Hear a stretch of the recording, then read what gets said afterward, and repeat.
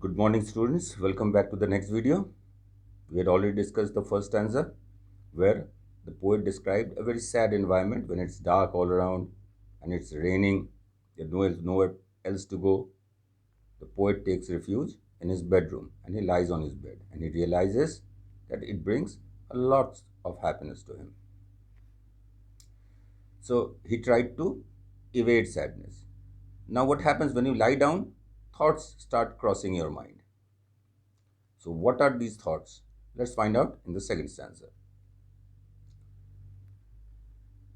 Now, the second stanza goes, every tinkle on the shingles has an echo in the heart, and 1,000 dreamy fancies into busy being start, and 1,000 recollections weave their air threads into woof as I listen to the patter of the rain upon the roof.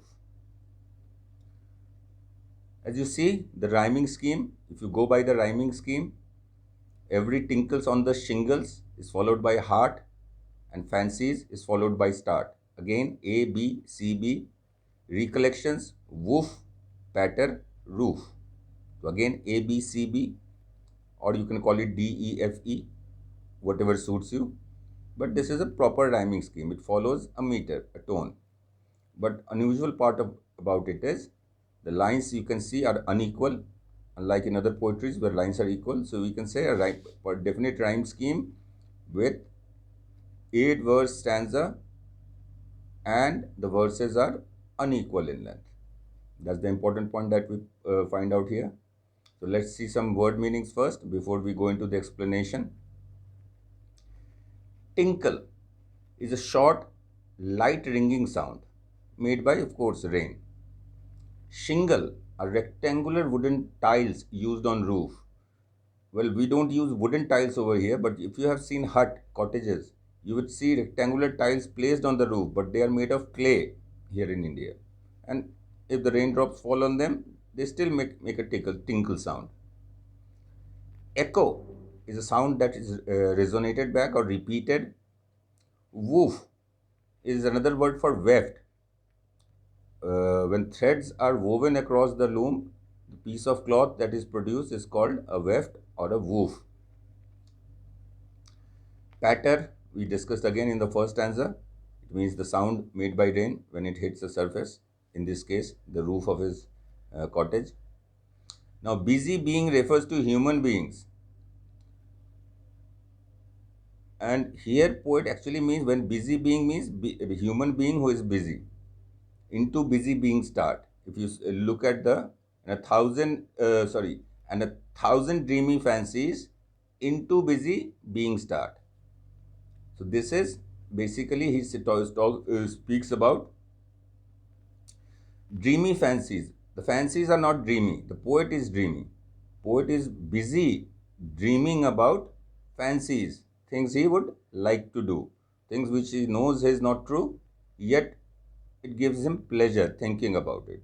Let's say, for example, you just have nothing to do, sit around and imagine you are batting alongside Virat Kohli. Of course, deep inside you know that is not possible, but it gives you a good feeling thinking about it. So these sort of dreams are called fancies.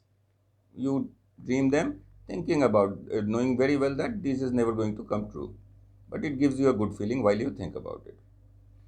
Now let's see the explanation of the stanza. The poet is expressing his feelings when he hears the raindrop falling on the rooftop of his house. He says that every tinkle on the shingle has an echo in his heart. Means whenever the raindrop falls on the roof and produces sound, that same sound is produced from his heart too. Basically, he's saying the raindrops are very heart touching. He feels soothed once he listens to it. Whenever he hears rain falling on the rooftop, the sound repeats in his heart and in his dreams. He has many different fanciful imaginations. He adds that the sound of the rain falling on the rooftop creates many new different dreams in his mind. He recollects many memories of the past which come back into his mind as dreams. So he says that as he listens to the patter of the rain upon the roof, he has many new dreams in his mind, and the memories of the past come back in form of dreams, and they surround him in such a way that they weave a clean sheet of cloth a woof or a weft in front of him. It means it no longer remains a dream. It seems as if it is happening in front of him. So this will be for the second stanza. I will come back again with the explanation of the third stanza. Till then, all of you stay safe and take care of yourself. Goodbye.